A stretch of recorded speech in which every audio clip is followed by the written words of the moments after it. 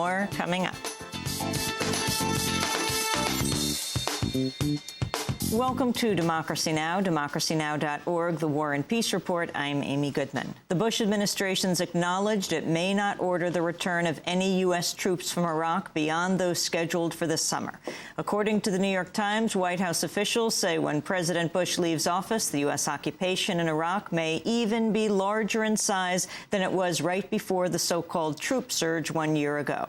Up to 8,000 more troops would remain if support forces don't withdraw with the 20,000 soldiers Bush said last September he would bring home. In Monday's State of the Union address, Bush mentioned the 20,000 troops but did not announce any new withdrawals. The news comes as President Bush has declared he has the right to bypass a new law that prohibits the use of taxpayer money to establish permanent U.S. bases in Iraq.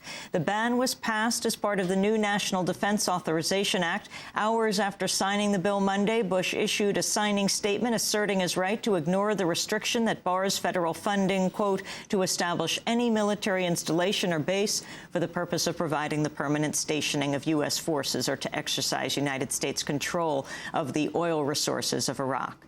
Bush's signing statement also asserted his right to ignore a measure that boosts protection for whistleblowers employed by companies with government contracts. And the statement also objects to the creation of an independent commission on contracting fraud and waste in Iraq and Afghanistan. Meanwhile, in Iraq, the U.S. military has announced plans to increase military checkpoints in Baghdad by 30%. The top U.S. commander in Iraq, Major General Jeffrey Hammond, says the military will now operate 99 outposts, some of them in new areas. In campaign news, Senator John McCain beat Mitt Romney Tuesday in Florida's Republican primary. McCain received 36% of the vote to Romney's 31%. The win positions McCain as the Republican frontrunner heading into Super Duper Tuesday next week, with contests in more than 20 states. Thank you, thank you. Thank you, Florida Republicans, for bringing a former Florida resident across the finish line first.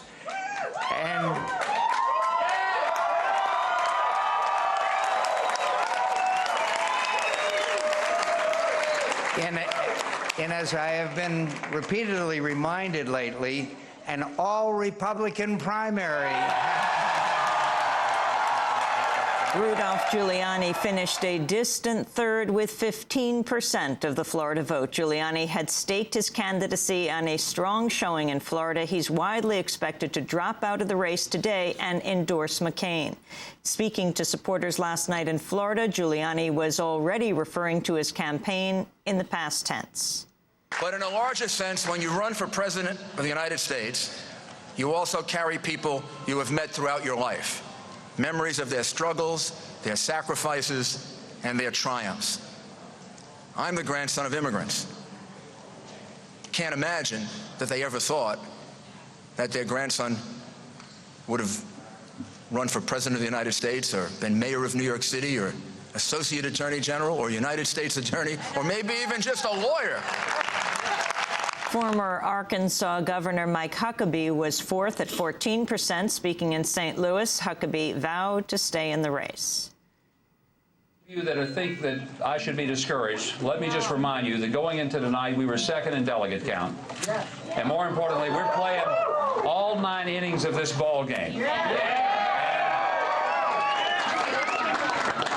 Even the Cardinals occasionally have a rough inning. But they know how to win championships. Democratic voters gave Senator Hillary Rodham Clinton a victory, in a virtually uncontested race. The Democratic Party had stripped Florida of its delegates as a punishment for moving its primary earlier in the year. We'll have more on the Florida vote after headlines. In other campaign news, Senator Barack Obama has picked up an endorsement from a group of 80 volunteer lawyers for prisoners at Guantanamo Bay. In a statement, the attorneys say they see Obama as the best candidate to undo the Bush administration's policies policies on imprisonment and torture in the so-called war on terror. Meanwhile, Senator Clinton has received the endorsement of California Congressmember Maxine Waters.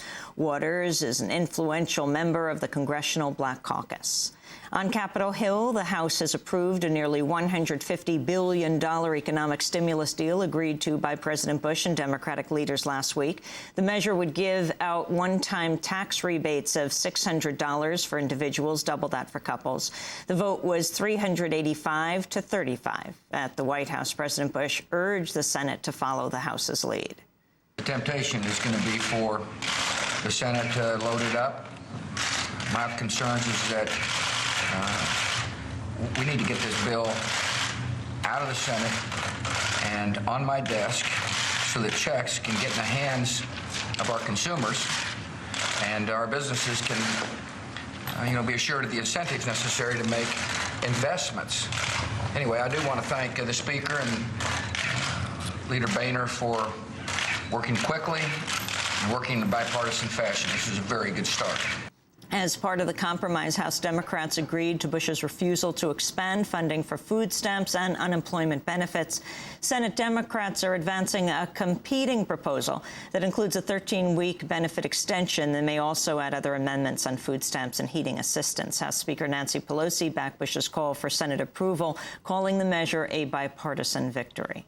Many Americans in the middle class are living paycheck to paycheck. They are feeling they have a struggle with the rising cost of groceries, of gasoline, of health care. The list goes on.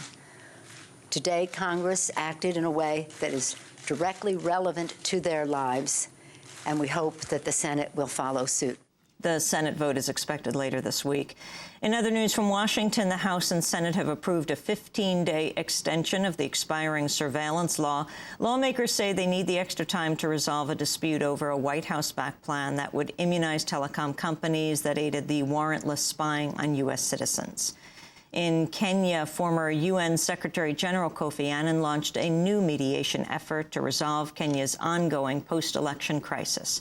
More than 900 people have been killed in the aftermath of a disputed election last month. We are confident that the issues can be resolved within a year, and the immediate political issues be resolved, what we are describing as short-term issues, be resolved within 4 weeks. At least a dozen people were killed Tuesday following the assassination of a Kenyan parliament member with the opposition Orange Democratic Movement. In Afghanistan, several hundred women gathered Tuesday to call for the release of a female American aid worker kidnapped in the city of Kandahar. Cindy Mizell was seized at gunpoint on Saturday. Rona Tareen of the Kandahar Women's Affairs Department called on the abductors to release her. Our gathering today is to show our support for the American lady who's been abducted in our town. We want the tribal leaders and the government officials to do their best to secure her immediate release.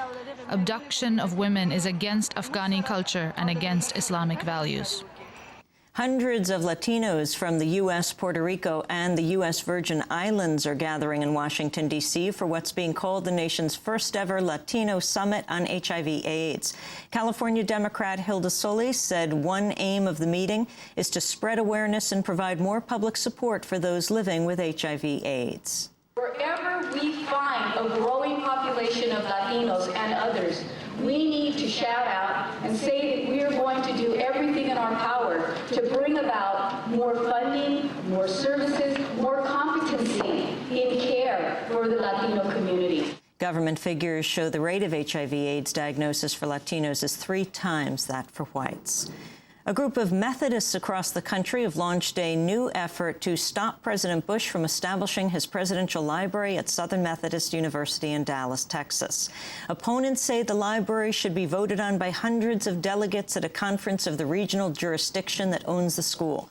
But school officials say they can ignore the delegate vote because they already have approval of a 10-person board. Officials with President Bush's foundation, including his brother Marvin Bush, have said the library would further the goals of the Bush White House and would be answerable only to the foundation, not the university. Opponents say they've already collected more than 11,000 signatures against the library and already have the support of around 35% of the delegate vote.